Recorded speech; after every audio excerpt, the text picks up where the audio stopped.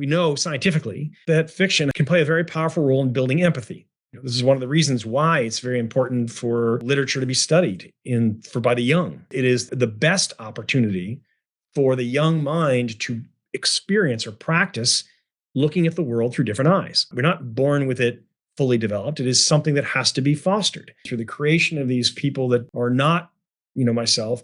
We learn. We have a broader view of the world. And that's just, one of the great gifts of being a writer. Prominent CEOs, leading economists, iconic investors. Insights from the experts. The Walker Webcast with Willy Walker. See who's next.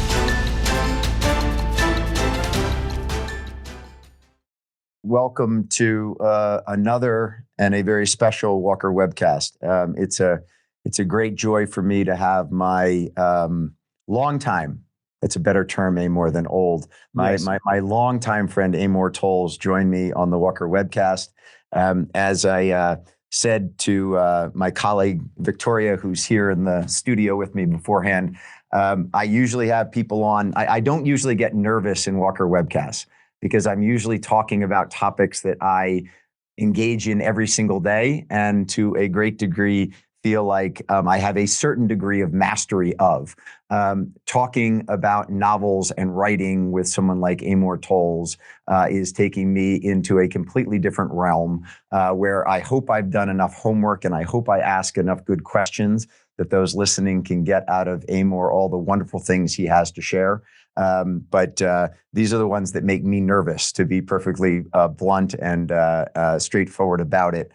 Amor, to those who don't know your work that well but are tuning in, let me do a quick bio and then we will dive into all sorts of questions that I have. One thing I wanted to do, Amor, before we start, I asked Coco, who runs the backstage on this, to pull up a picture of the two of us that I found while I was doing my research, and that's in Westchop. The two of us, and that's my eldest son, Jack, to my left. And I'm thinking Jack's now 22, so I'm thinking that's probably about a decade ago. But it just popped up as I was putting into my photographs, Amor Towles, and boom, up came this one, which I thought was a fun one of the two of us from a number of years ago. And my wife in the back row there. Exactly. There's Maggie. In the sunglasses. Yes. It's great. Okay, Coco, you can take that down. So Amor Towles is an American novelist, having published 3 major novels: Rules of Civility in 2011, A Gentleman in Moscow in 2016, and The Lincoln Highway in 2021, plus his new short story collection, Table for Two, in 2024.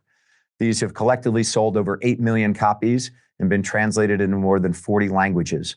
A Gentleman in Moscow alone has sold over 2 million copies by 2024. When Amor was 10 years old, he threw a bottle with a message into the Atlantic Ocean. I'm assuming, Amor, that was off of Westchop. Is that correct? That's correct. Yeah. Several weeks later, he received a letter from Harrison Salisbury, then managing editor of the New York Times, who had found the bottle. As I was thinking about that, Amor, I thought maybe it had drifted over to Mink Meadows and Kay Graham had picked it up, but the Washington Post wasn't hiring at that time. So she put it back into the Atlantic and it made its way over to the Times. Amor and Salisbury went on to correspond for many years afterwards. Amor graduated from Yale and received a Master's of Arts degree in English from Stanford, where he was a Scowcroft Fellow. From 1991 to 2012, Amor was an investment manager and director of research at Select Equity Group in New York. Amor wrote his first novel, Rules of Civility, while still in the investment business, and came up with the idea of A Gentleman in Moscow while attending an investment conference in Geneva. Gentleman in Moscow was on the New York Times hardcover bestseller list for 59 weeks and was a finalist for the 2016 Kirkus Prize for Fiction. Amor's third novel, The Lincoln Highway, was published in 21 and was chosen by Amazon as the best book of 2021. Bill Gates reviewed Lincoln Highway on his Gates Notes blog in 2022, calling Amor one of his favorite storytellers and praising his distinct setting, plot, and themes compared to A Gentleman in Moscow. In April of 24, Amor published a book of short fiction titled Table for Two. It is a great pleasure and honor to have my friend Amor join me on the Walker Webcast once again. Amor, we were just talking a moment ago about our mutual friend Jamie Lee Curtis having pinged you before this, and what a incredible career Jamie has had, and what a incredible supporter of friends she was. And the two of us kind of spurred into a number of different experiences that both of us have had, feeling a little bit out of our league, if you will, in talking to various people. I was watching an interview you did with Michael Lewis, whom you clearly are in the league with Michael Lewis as it relates to both critical acclaim, as well as maybe you haven't written as much as Michael, but that's because he got a good head start on you. He bagged his Wall Street career a little bit earlier than you did. But one of the things that I thought was so interesting was the story about you and Michael finding out that Peter Conway, your older brother Stokely, and Michael had all gone to tennis camp together in Vermont or something. Yeah, that's true. I mean, Willie and I grew up spending summers together on Martha's Vineyard Island, or part of our summers, and it was sort of, there was a pattern of kids from our community would occasionally go and to a tennis camp up in New Hampshire, and so my brother went, Peter, our shared mutual friend, went, and it so happened that Michael Lewis was there, when they were all teenagers, and I became friends with Michael Lewis because when he read A Gentleman in Moscow, I had dedicated that book to I dedicated one of my books to Stokely, my son. I've dedicated one of my books to Stokely, my sibling, and another to my father, Stokely. And so Michael, wrote to me and said, there can't be more, Stokelys out there than you must be related to the one I knew, in tennis camp 50, whatever it was, 40 years ago. And so, that began our interaction, and, we became friends over the years from that. Start a legacy. Start turning dreams into realities. A better world begins with you. Better communities start with us. Where do these names come from, Amor? Amor, Stokely, Kimbrough? They're all family names. They're all sort of weird family names. My name comes from a tradition of the Puritans in New England in the 1600s, 1700s, avoided naming their children after saints because they viewed that as a Catholic tradition.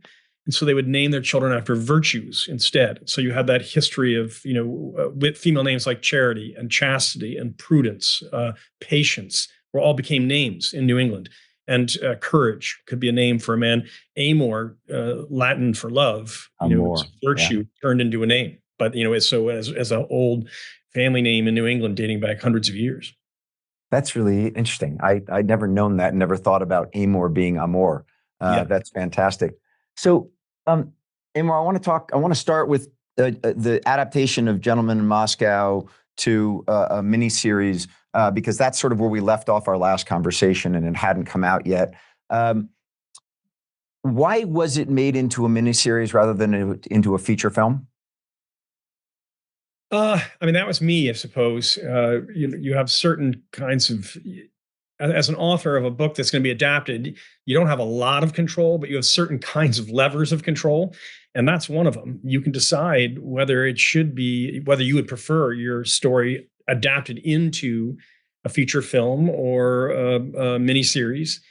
And given that story spans 32 years, I really felt it was important for it to take advantage of the new form, of long form television, where you could really see both the story unfold, the characters develop, Russia change, which would be hard to achieve in a 2-hour movie. In a 2-hour movie, they would have decided to really focus on only a portion of the overall story.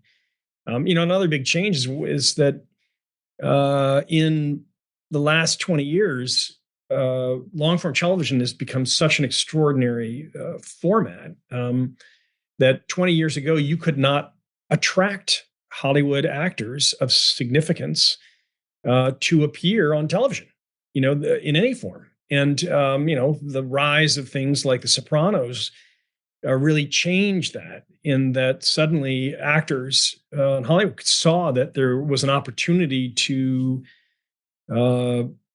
pursue their craft in a totally different fashion, which is to through an extended story where the characters evolve, and it's not shot in 60 days. It's not, this rapid fire group of scenes. It really is a story which unfolds. And suddenly it began to attract, all these terrific actors. So the combination of being able to have the story really be told at length, but secondly, to the possibility of attracting really a significant actor to play the role of the Count despite being on television, sent us in that direction. And we were very lucky that we ended up with Ewan McGregor as the star, because he's fantastic as both as an actor, as a person, and as someone who's personifying the Count.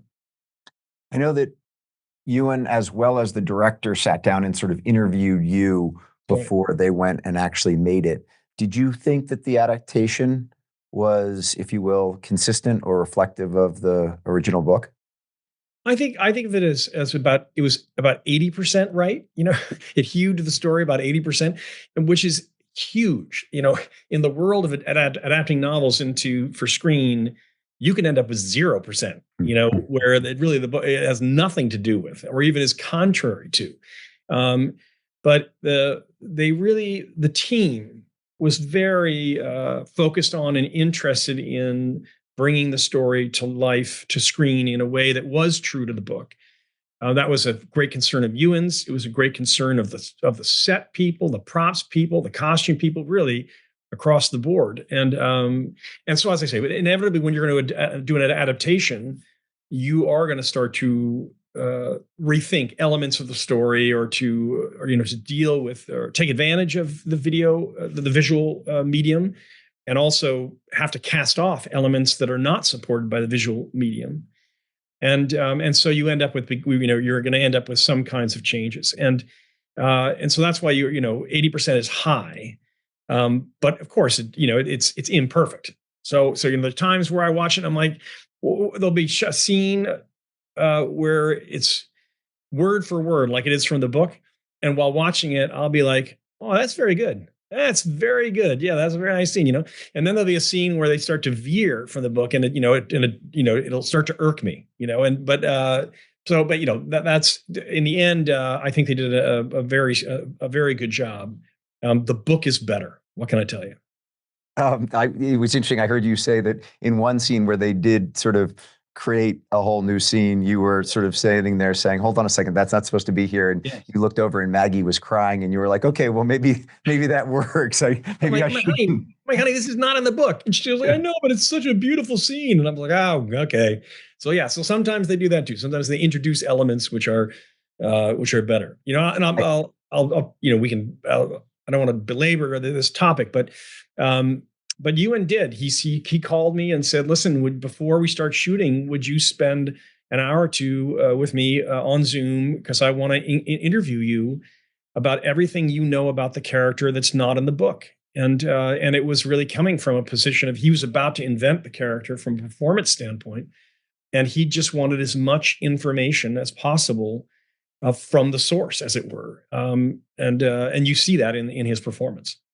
But that's two things. One, before I dive into this question, the first of all, I think that does show an incredible amount of respect to your work, in the sense that I'm assuming, I listened to Michael Lewis say to you, and the two of you were having a conversation. Michael was sort of like, they A, don't want to hear from you, and B, they sort of wish you were dead. That's what he said to me. Not to criticize Michael's works in any way, because I've read them all and I think they're fantastic. But I think that the respect that this group had for your work of art is somewhat unique from maybe a Tom Clancy book, which is a page turner. They're incredible, but they take it as the foundation of something they're going to put on the screen, and then may not have the exact same respect for it like they had for your book.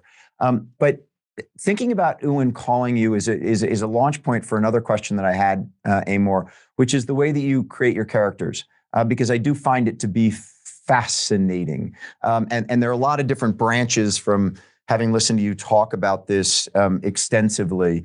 But I guess the core question would be this: what more did Ewan get from you as it relates to Count Rostov when he called you, in that in the way that I know that you went and researched, or not, as the case might be, Gentlemen in Moscow, your knowledge of Russian history, going to the Metropole Hotel only after you'd actually written it, all of those things would say that there really wasn't a whole lot of backstory to it that he would get from that discussion with you, because you get so into the character, but you're actually creating it all from your mind and not from personal experiences. So I'm just curious about that point, because you spent 2 hours giving him, and obviously there's more character to him than you put on the pages, I'm assuming. And yet at the same time, I do find it to be very interesting that you aren't a historian in the way you create these characters. Yeah. I mean, it's a complex question. I mean, so I'll give you a short, sort of a short version and a long version in terms of this sort of topic. The short version is, or a shorter element is that when I'm inventing a character, it's very important in writing a book like A Gentleman in Moscow or any of my work is to really be able to hear the main character or the narrative voice very clearly. It's going to define it's going to define the entire project. What is the language that's going to be used? What is the tone of the voice? Is it humorous? Is it cynical? Is it shy? Is it mean-spirited? Because you can tell stories in any different tone. And based on the personality of that central character, the way you would approach metaphor is going to be different. The way that you approach dialogue and setting is going to be different. Are there going to be long philosophical thoughts that are described, or are they going to be short quips, or more like Hemingway's prose, which is just blunt without very little description of interior thought? And these are decisions that have to be made ideally at the front end to both understand the scope of what you're about to write, and also then to provide the continuity and to infuse the work with its own particular personality and life, right? I'm a planner, and we've talked about this in the previous time I was here. So I do design my books at length before I sit down to write them. I mean, over a period of years.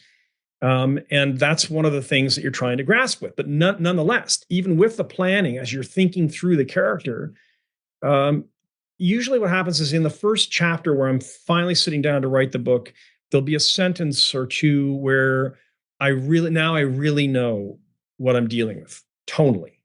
And I said this to Ewan, and Ewan said, "What do you know what the sentence was from A Gentleman in Moscow?" And I said, "Yeah, no, I know exactly what it was." And the sentence is roughly the Count has been arrested. At the beginning of the book, he's being taken to the hotel where he's going to be suffering from house arrest. And the Count is being followed by 2 Red Guards officers. He stops at the elevator, and he turns to the guards and says, "Gentlemen, the lift or the stairs?"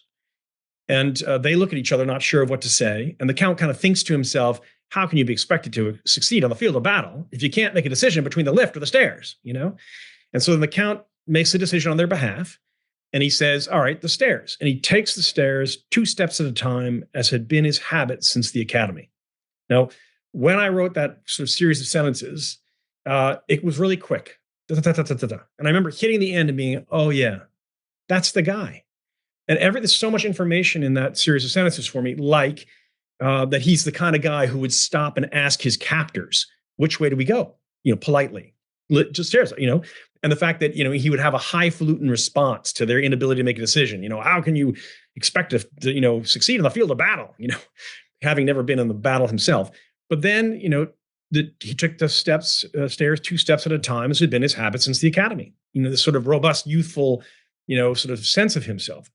And I shared that with Ewan. And when the premiere was screened, and Ewan won't watch any footage of as he goes. He won't watch dailies. So he's really seeing the premiere for the first time alongside me. And at the end of it, there's a point in the premiere where the first hour where the Count gets summoned to the manager's office upstairs in the hotel.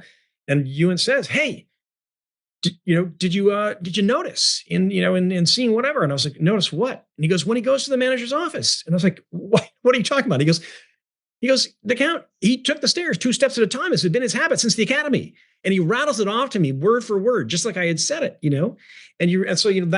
you realize that, again, this is a side conversation, but that was a keynote for him. And then he said in episode 6, you'll see that I'm taking them 1 step at a time, because it became a way for him also to sort of to show age. But it was a way, because he immediately, just like me, he understood the sort of the enthusiasm built into that, sort of the optimism built into it, and the sort of sense of rigor or whatever, all these sort of little human traits. And so anyway, so that kind of is sort of a window both on the character development, but also on the translation for the screen. It's fascinating. There's one other, just you talking about the steps, and I hadn't thought we were going to talk about this, but when you talk about the coffee being hot and the Count realizing that the butler had run it up the steps because it wouldn't be that hot had he not run it up the steps, and just that being something that you started at the beginning, but then you weave it through the story going forward, and it goes back to that original concept of who the Count is going to be. Yeah, that's right. Fascinating. Similarly, though, Amor, as you build these stories, you talked about the scaffolding you put in place, the outline you put, and then diving into the actual writing. Talk for a moment about left brain, right brain, because I find it to be fascinating about why you do so much planning and then how it lets your right brain run.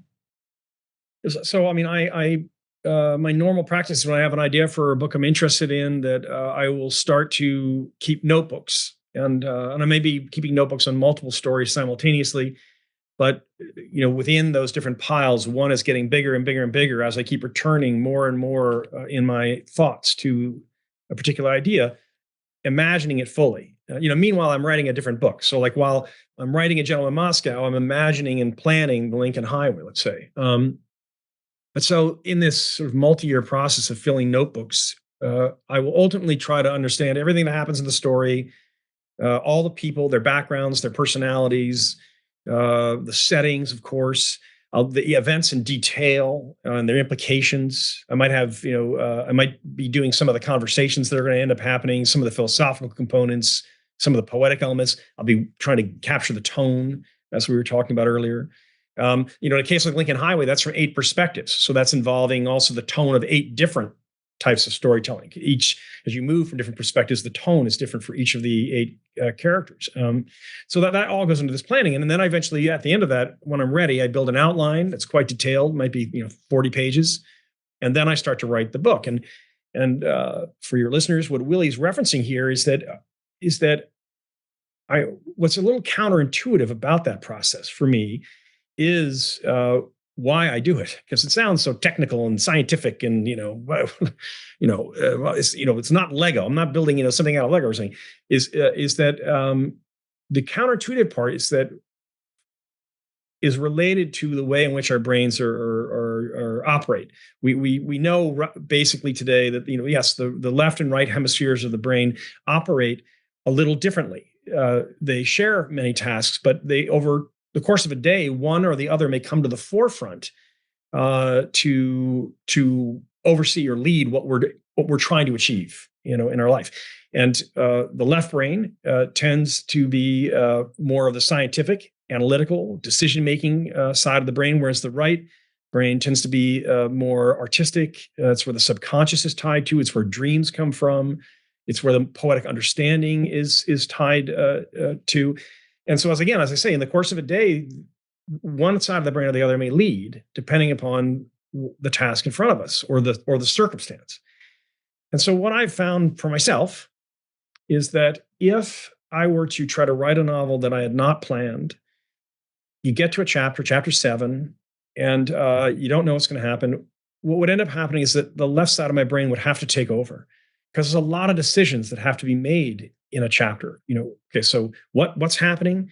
Okay, the guy comes through the room. What does the room look like? What's his name? Who is he? Why is he here? What is he saying? How does that make the main character feel? What's going to happen after this? Does anybody else come? What time of year is this? Blah, blah, blah, blah, blah. And so, as I say, if you're trying to invent it kind of on the fly while you're writing it, that decision-making mode is really going to have to be an important part.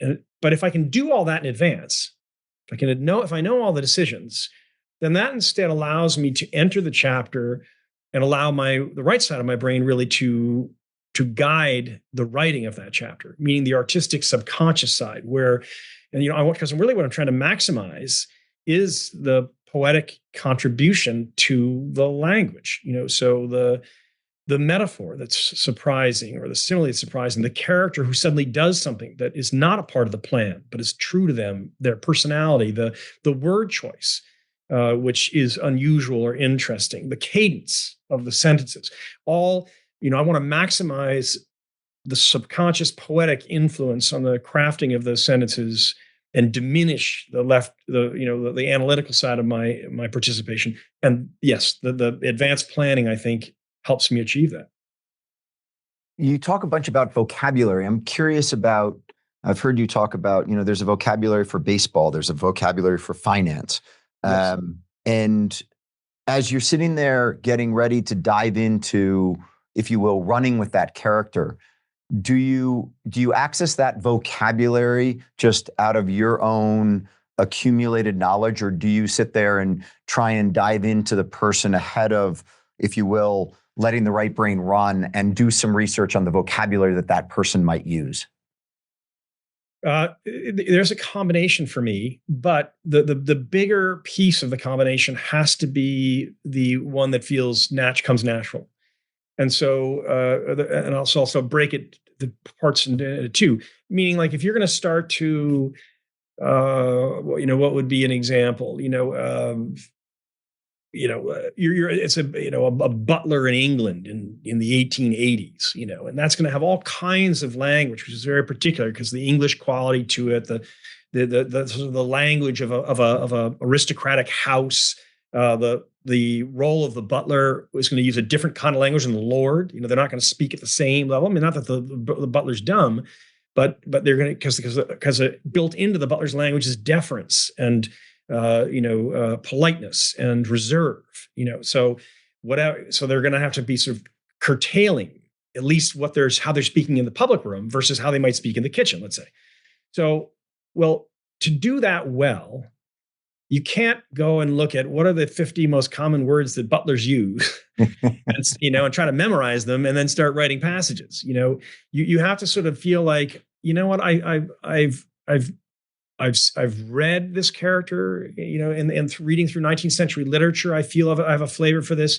I have a flavor for it in dealing with people who are sophisticated, service-oriented people in the contemporary world.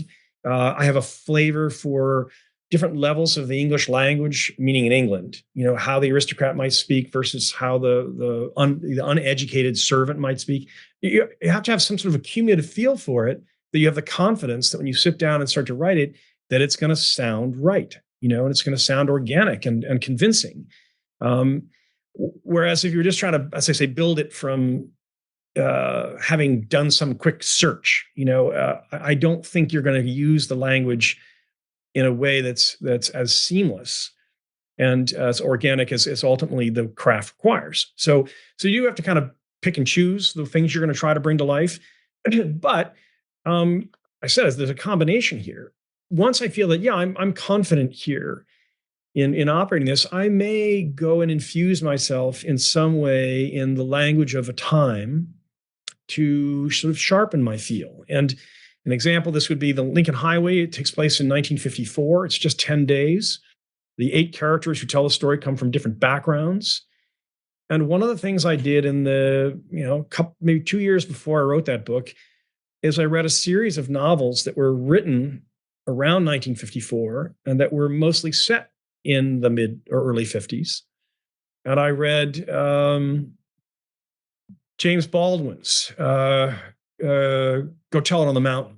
And Sloan Wilson's The Man in the Gray Flannel Hat, or Gray Flannel Suit, excuse me, of course.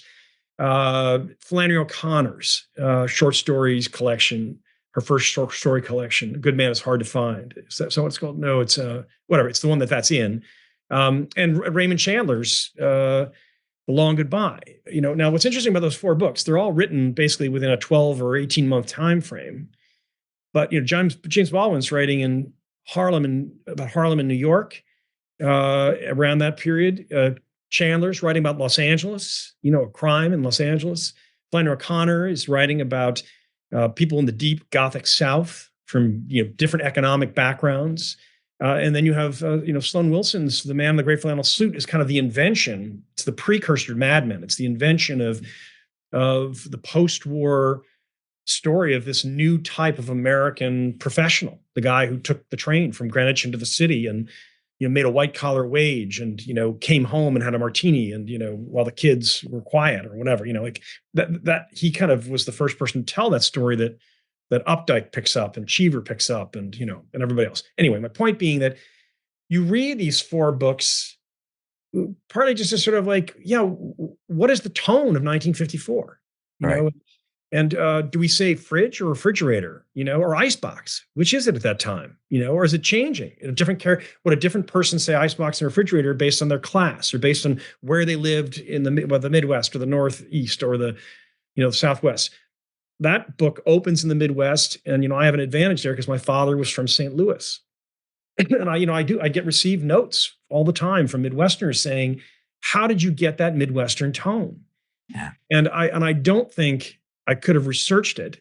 I think it was because of listening to my aunt and my grandmother in St. Louis as a boy and just sort of picking up on sort of little things about the way that they talked, to then, bring that to life, in a more specific way in the narrative.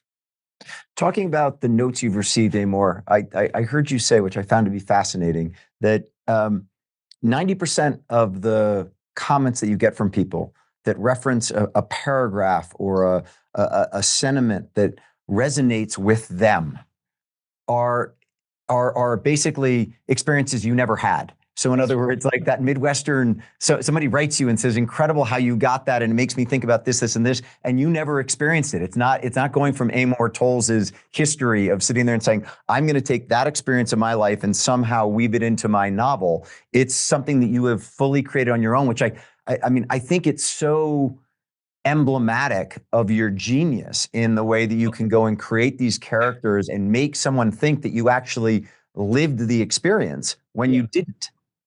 You're nice to put it that way. I'm gonna take it down a few steps on, for off the which is that is especially true. What you're describing is especially true when people are writing to me about something a passage that they thought was particularly moving or insightful, or a sentence or whatever, and they'll say, dear Mr. Or they'll see me when I go, speak on the road, or they'll write me, and you go to amortowles.com, you go to the contact page, you can send me a question or comment. So I receive notes all the time from readers. But when they say this passage, meant a lot to me, or opened my eyes, or touched me, and I read it to my husband, or I sent it in a letter to my daughter, or I have it on a Post-it note on my computer screen as a reminder, whatever it is. 99% of the time, as you're saying, that thing that they're quoting back to me is something that I would never have said in the course of my daily life. Right. That insight, or that, observation, that philosophical viewpoint, or that, sentiment. What's happened is that, and it's a part of the fiction writing process, what has happened is I have invented a person who I am not, who has a personality I don't have and a background I don't have. And I've put that person in a situation in which I have never been. And at a certain point, that individual, based on their personality and their background, looks at that situation and suddenly will say, da da da da da da da. And when those sort of moments come, they're not usually planned in the writing, but they can come very fast.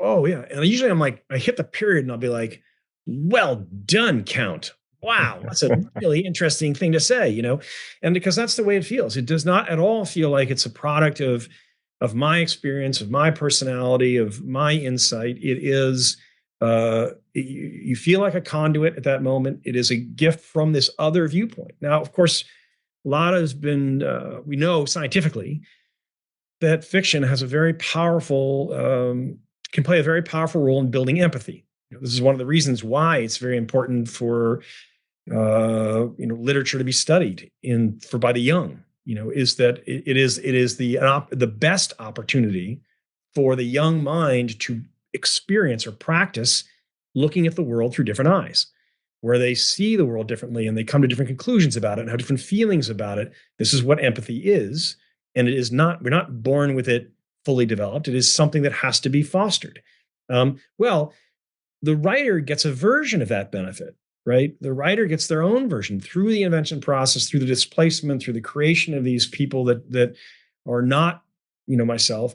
We learn. We have a broader view of the world. We have insights that we would not have had otherwise. We have emotional experiences we would not have had otherwise. And and that's just one of the great gifts of being a writer. It's a freebie. Well, first of all, I find it really interesting about the people who write you and share their own experiences, because I listened to a number of town halls that you did where people get up to the microphone and instead of asking you a question, they share an experience. And I listened to you do an NPR interview and they open up the lines to people. And instead of anyone asking you a question, they come in and say, this made me feel about that. And they share their experience with you. And I'm sitting there going like, ask the guy a question, it's sort of like, don't just sit there and share your own experience. But that has got to be one of the great gifts of what you do, is that these people, because of reading what you have written, it opens them up to share their emotions back with you. Absolutely. And what the ambition, of course, not of course, but in my ambition in writing, what we call literary fiction, that's what that's the field that they would describe the work that I do, I guess. But you're trying to create literature. You may fall short of that goal, but that's the game plan. And what you hope when you're creating a work of literature, or something that aspires to be literature, is that you're creating something that you're not creating something with a message. That's for sure, right? So if someone says to me, "What is that book about?" and I could answer that question in like a sentence or two, that book is a failure. Of mine, right? Because instead what you're trying to do is to create something which is this combination of an enormously intricate combination of array of elements of craft, images, metaphors, similes, allusions, allegories, personalities, philosophical moments, conversations, emotional experiences, all this stuff.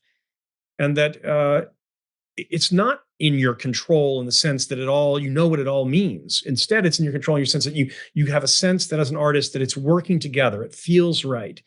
But what hopefully it will allow is that people from different backgrounds, different races, different genders, ideally over decades or even centuries, could enter that work, be engaged in it, entertained by it, and walk away with a very different perception of what it means than what you might feel. That's the nature of it. It's supposed to be something that's one of the reasons why we return to Shakespeare century after century and continue to have a robust debate about what does Hamlet mean, because there isn't a answer to that, right? What it is this incredibly complex and rich landscape for human inquiry. That's what the play is. And out of that, based on our backgrounds and our personalities and our insights, we may all draw different conclusions, which are very valid. So that's the goal. So yes, there's nothing more satisfying than to have a reader, reach out with some sort of personal experience that you could never have anticipated, where where the book is resonating with them in a way that is, surprising. And I won't belabor this, but like at one example, of course, John Musk came out in 2016, and I guess in the fall of 2020 or in early 21, I received an email, and it was by an officer of a nuclear aircraft carrier, one of the American aircraft carriers. The deal with the nuclear aircraft carriers, just like the subs, is they go out for 6 months at a time, and they have 2 crews. So you serve 6 months, 24 hours a day, and then you land and you switch crews, and the other crew then goes and serves 6 months. And this officer was scheduled to land on the docks in San Diego basically on March 14th, 2020. And they're pulling into San Diego, and all the families are there. There's more than 1,000 people on an aircraft carrier. There's all the families there, the kids, everybody. We hear mom and dad, mom and dad are back. And as they're pulling into port, the captain receives a notice saying, "I'm sorry, but because of COVID, you can't get off the boat. We can't afford to have you get off the boat. And we can't allow anybody new to get on the boat. So we're going to turn the boat around. You're back out for 6 months." And he goes, it was a crushing moment, for the whole crew. You're ready to do your duty. And so you man up and do it. But it was a heartbreaking moment. And he said, I was so down. And about a week after we were set out for the second 6 months, somebody handed me A Gentleman in Moscow and said, "Read this." And he said it saved me through that, period. It helped me get through that period. And I like, this is mind-boggling, right? Yeah. You can't anticipate this. I couldn't anticipate COVID, that's for sure, that we would all be experiencing some version of house arrest. But sort of this whole notion that this person with this extremely specific and unusual set of circumstances would find some kind of satisfaction and emotional comfort out of the book, that's what an amazing thing, And so, yeah, those are very both touching and, satisfying when those things happen. Similar to the sub-captain picking up Gentleman in Moscow, Steven Isserlis, the renowned cellist, read Gentleman in Moscow, and the two of you became friends. Last time we spoke about your work, Amor, you pointed out the fact that you don't send it out to other people for fact checking. That when you wrote Gentleman in Moscow, you hadn't even stayed at the Metropole Hotel, and then went up there. And after you'd written it, you went up, but you didn't want the confines of the hotel, if you will, in real life to impact the way that you were creating the story in your own mind, and then only went up there to make sure that there wasn't something that was so technically wrong in the way you wrote it that you would have to go back and edit it. But you did send Isserlis Bootlegger. Tell the story about what you learned after sending Isserlis the short story, The Bootlegger, because I thought it was an interesting story. Yeah, so that's a story in the collection Table for Two that came out a year ago, in a paperback this year. But that story, the first 5 pages of that story are the most autobiographical pages I've ever written in my life as a writer. And sort of quickly as an intro, what happens is a young man or guy in his 30s goes in with his wife. They decide to go to Carnegie Hall, and with their goal of they want to see a particular performer, and this is what happened to me. I said to my wife, "Hey, we should go to Carnegie Hall." Like, we weren't big Carnegie Hall goers. We're like, "Yeah, let's, the kids are sleeping through the night. We got babysitters now. Let's go to Carnegie Hall." My wife was like, "Oh yeah, sure, let's do that. That sounds fine." And I had read that the Eugenie Kissin, who was considered really the greatest piano player in the world at the time, was coming to play in America for the first time in his career. And his debut was going to be at Carnegie Hall. And I was like, "Oh, let's do that." And my wife's like, "Okay." And so, I called Carnegie Hall, and I'm like, "I want to get tickets for this Eugenie Kissin concert I've read so much about." And they're like, "Oh, well, you can't really get those right now." And I was like, "Oh, well, how do you get them?" He says, "Well, you have to be a patron." And I'm like, "Oh, okay. What does it take to be a patron?" And they're like, "Well, you need to make a donation." And I'm like, "Oh, okay. Well, how big's the donation?" So numbers are exchanged, and they tell me the amount, and I'm like, "Okay, yeah, we'll do that." And I give a credit card number, and I'm like, "Okay, now as a patron, I would like to buy, 2 tickets to see Eugenie Kissin at Carnegie Hall." And he goes, "It's not that simple." And I'm like, "What do you mean? You just told me the patron could do it." And he said, "Well, at this stage in the season, only patrons can buy tickets, but patrons can only buy series of concerts." And I'm like, "Oh, okay, what's a series?" Like, "Well, that's 4 concerts that are thematically tied together." And I'm like, "Okay, so you have to buy all 4?" And they're like, "Yeah, exactly." My wife is rolling her eyes. She's like, "Okay, at this point, we could have had a date in Paris, like, for what this is going to cost us, right?" So anyway, we buy the tickets, we go to the concert, and the first night we go, an old guy arrives in a trench coat, coming down the aisle, excuse me, sits down next to me. And I notice just before the concert begins that he's got something sticking out of his sleeve. And eventually I realize, oh my God, it's a microphone. And the old fox is recording the concert, And I just got and the way a series works is you sit next to the same person every concert. So every week we would go back and the guy would be sitting next to me, and it drove me crazy. Like I couldn't pay attention to the music. And so anyway, 20 years later, 25 years later, because that was when I was 30, I was writing some short fiction in between Gentleman Moscow and Lincoln Highway, I suppose. And I thought, yeah, let's go back and return to that moment. And I remember at the time being like in my fantasy, being like, I'm going to turn him in, and I'd never turned him in, of course. But I was like, yeah, let's see what happens if the young man in the call turns him in. Let's see what happens. And so I wrote the story. Now, in the story, there therefore are several performances described. And I knew that the story was going to culminate with this very euphoric description of a piece of music. And pretty quickly I was like, yeah, I want it to be the prelude to Bach, the Bach concertos for the Bach pieces for cello, the prelude to the first of the suites for cello that Bach wrote. So I had to figure out who's going to be the cellist that night playing that performance. And I was like, it's a Yo-Yo Ma. Do I make somebody up? And then, as you say, by coincidence, over the previous a couple of years before, I'd become friends with Steven Isserlis, who's one of the world's top 5 cellists, and we had lunch, and I'd seen him perform, and he was a fan of my work, I was a fan of his, and I was like, oh, it could be Steven, great. But so that's a case where I felt like I do have to reach out to Steven to ask him permission, or does he have his blessing? And he's like, I'd love it. So I wrote the story, and then I did send it to him, and I sent it to him saying, listen, I want you to read this because, if you can still pull out, still change the name of the character if you don't like this, but also if something doesn't ring true to you, you should let me know. I don't want it to, I want it to be consistent with, how you would think about your own work or whatever. And he's like, and he right away, he came back, his name, I love this, and it's a great honor to be in it, but you should know, because this performance, this piece of the first of the prelude to the Bach, the first of the cello suites, happens right before the intermission in the story. And he's like, that would never happen. He said, not just with me, but any serious cellist, you would never, first of all, play the prelude by itself, and you certainly wouldn't play it at the end of a performance, before the intermission. You're always going to play the suite probably in its entirety, or a significant portion of it.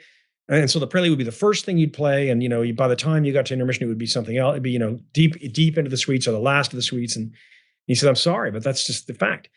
So, they're like, and I kind of paced back and forth. And so I wrote him, and I said, I came back and I said, hey, I revised the piece.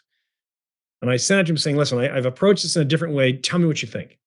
And what I had done is I changed it so that he's playing something else through the first half of the program, and shortly before intermission, he looks at his watch and he says, "Hey, my accompanist on piano must be in a good mood today because we finished 3 minutes early, and I don't want to shortchange you, so I'm going to play one more piece, and I'm going to play the prelude to this." And so Steven goes, "Amor, that absolutely is something that would happen." He says, that's a perfect solution. However, I would never wear a watch.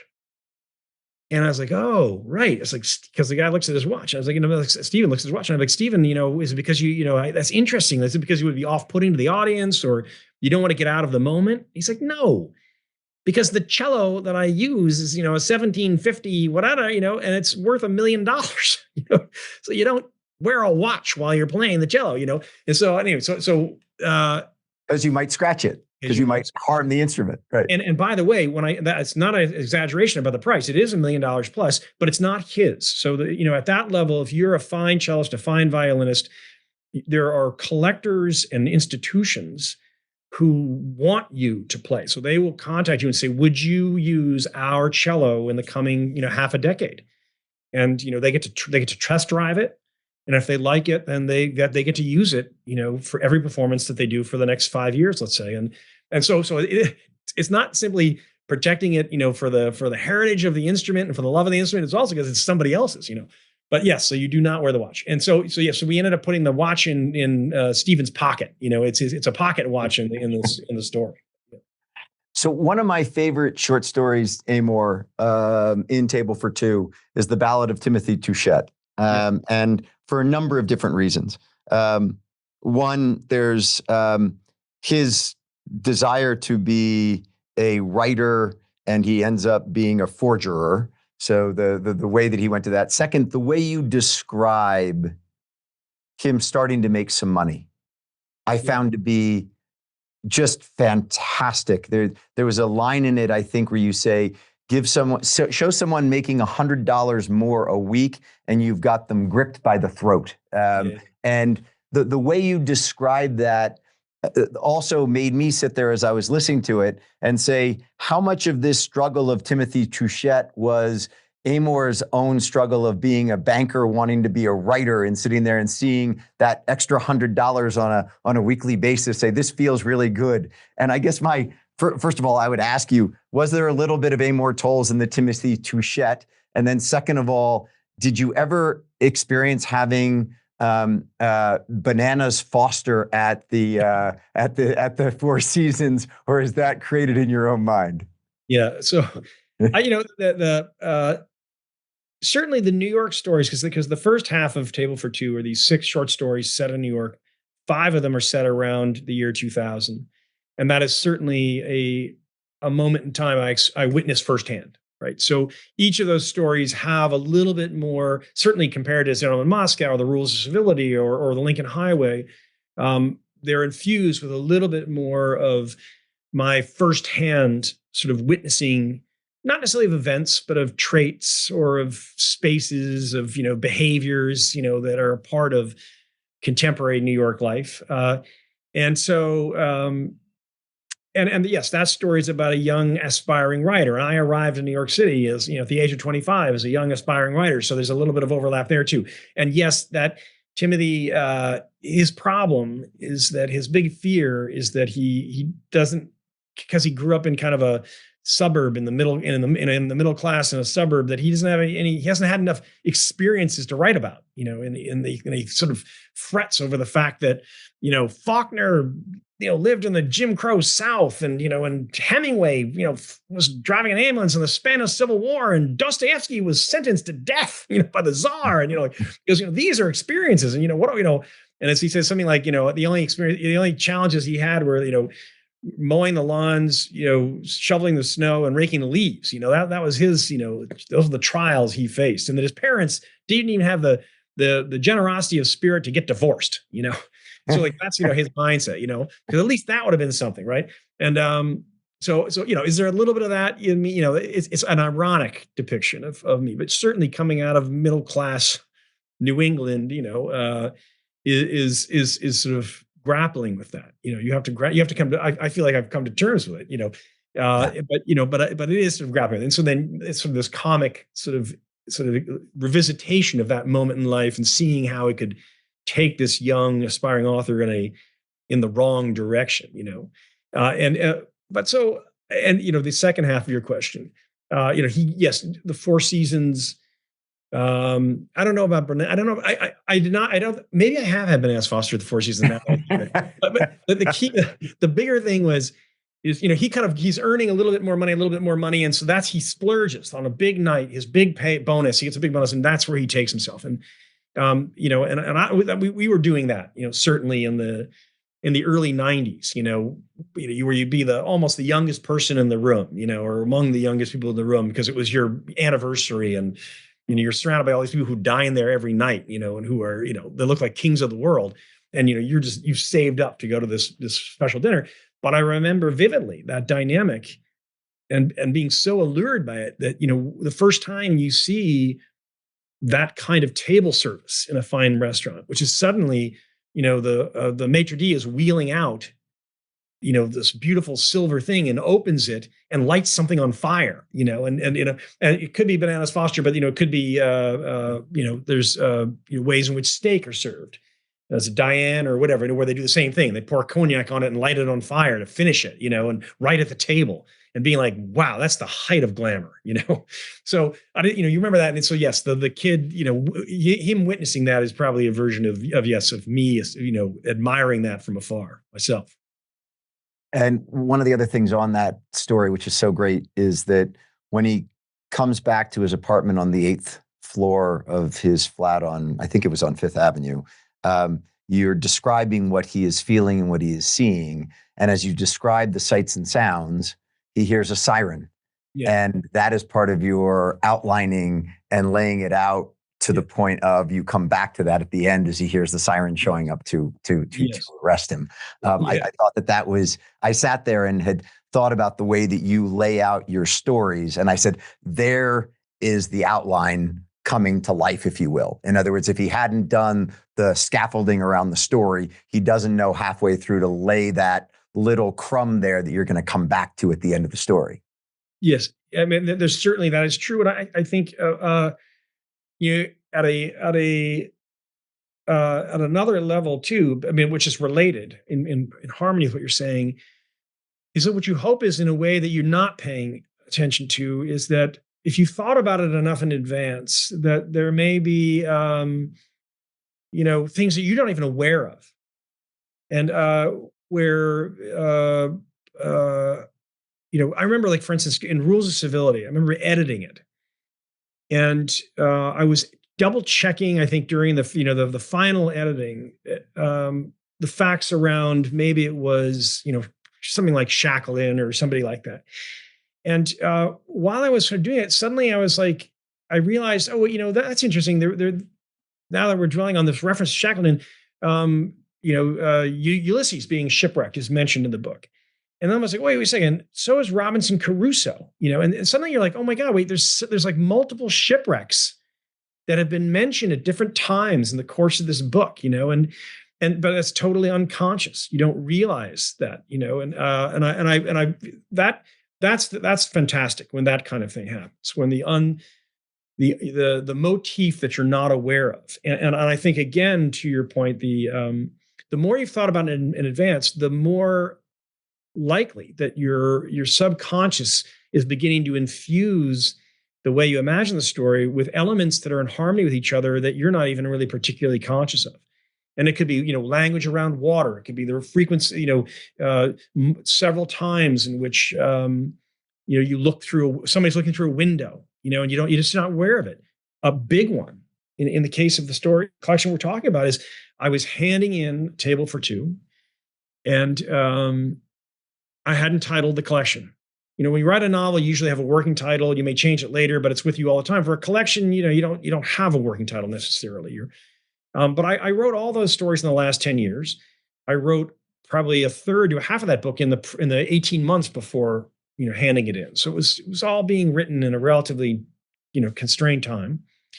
And to picture this as you're handing in your final draft for the first time to your editor, what's just happened is that you've read the book from beginning to end, probably something like 6 times in 12 days.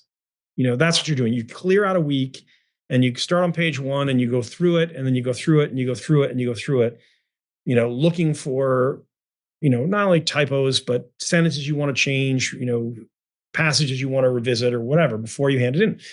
I was doing that. And I don't know, maybe time number 4 of that rereadings, I was like, oh, that's interesting. In the story, the bootlegger, the main character and the old man who's the bootlegger, they sit down across from each other at a kitchen table, and they have a very intense sort of conversation that has a big impact on both of them, because of the events that they've been involved in. And they're basically strangers.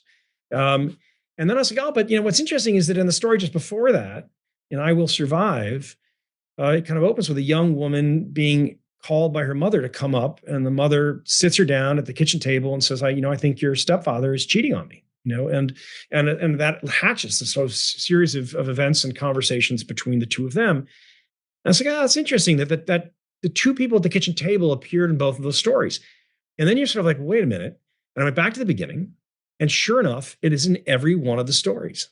And in fact, in Eve, which is the second half of that collection, is a 200-page novella called Eve in Hollywood, which picks up with the character Eve Ross from Rules of Civility. And it opens basically with her at a breakfast table with a retired homicide detective on the train to Los Angeles.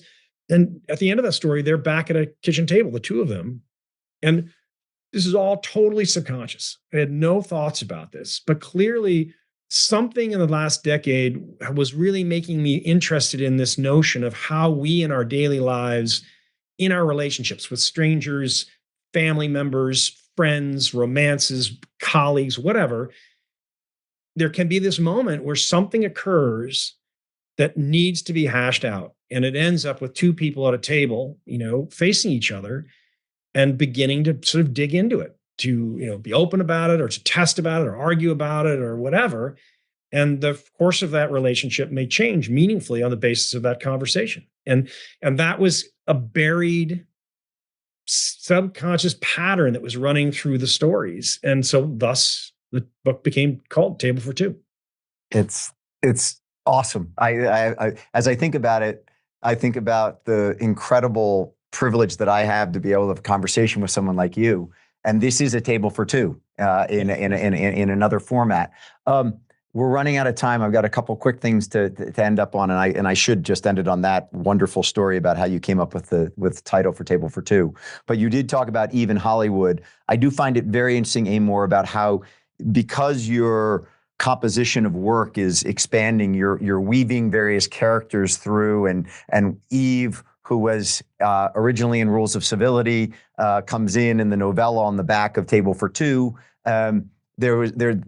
On Eve, it starts out with her heading back to Indianapolis to go back home, and she gets to Chicago and decides that she's not going to get off the train because she likes to surprise people, and getting off the train would have been too predictable for her. I was just curious, do you ever try and live your characters where you're sitting there saying, I need to pull an Eve today and just not get off the subway train at the right stop? I wish it was more like Eve. There's an element to writing which is aspirational. You're like, oh, that person's terrific. I wish I acted more like that person in my life. Yeah, she's very, as you say, she hates it when people think they know what she's going to do, and she's prepared to do the opposite just to teach them a lesson. I don't have that brass, I don't think. So then the final thing is, you're working on your next novel. And the reason that you stopped to do Table for Two is that you realized that there were two characters in your next novel that you had written about inside of your short stories, and therefore you put that down. My understanding is that the next story starts in Cairo, ends in New York City in 1999, and has two characters that we've seen before. You want to share with us what two characters we're going to see show up in your next novel? Absolutely not. But the only thing you I knew the answer to that one before I asked it, but I had to ask it. It does start in Cairo at the end of the Second World War, and it goes to New York in '99. So it does cover a meaningful amount of ground. But yes, there are two characters that will resurface, for readers of my work, and both who appear in Table for Two.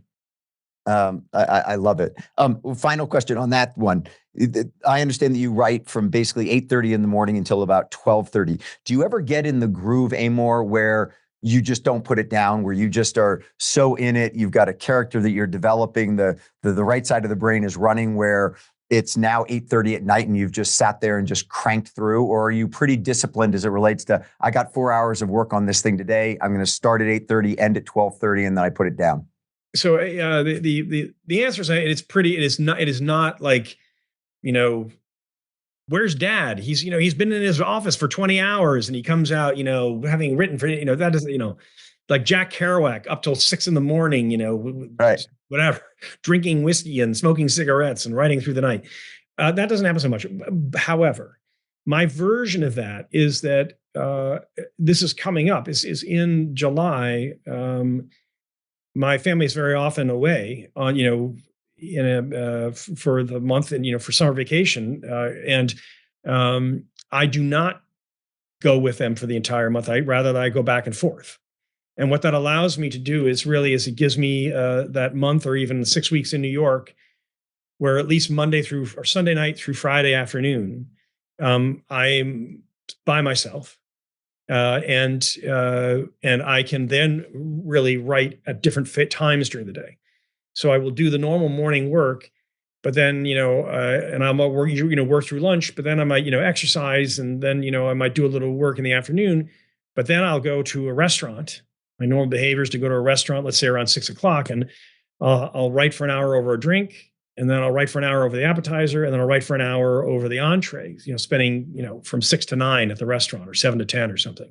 And I rotate, there's 10 restaurants in the city that, know me well, and that, I've been going to for years. Leave you alone. And leave me alone.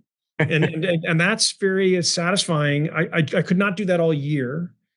And sometimes I come home and I continue to do some work at midnight, as you say. And, that's really what's really valuable about that moment in the year for me is not simply the ability to work at different times of day, but that there are many weeks where I will not speak to another human being other than a waiter between Sunday and Thursday. And so I can get completely into the world in which I'm working. And that allows me to see things in the writing and in the story that would be harder to see in the normal process of being interrupted by life, every day, for half the day or whatever. And so I do that. But again, I could not sustain that level of emotional, artistic, intellectual attention probably, for much more than that. I can probably only do that about, 4 to 6 weeks a year at that level. And then, of course, I miss my family. So, Yeah, I got it. Thank you for an hour of a table for two and being able to talk about all that you do. Your writing is just fantastic. It's a gift to all of us, and I'm just super thankful for your time and for your friendship. Thank you, Willie, and you're the one of the best interviewers. It's easy to come back on this. Really, nobody does their homework like you. So I appreciate it. It's good to see you. It's great to see you. Take care. Bye-bye. Bye.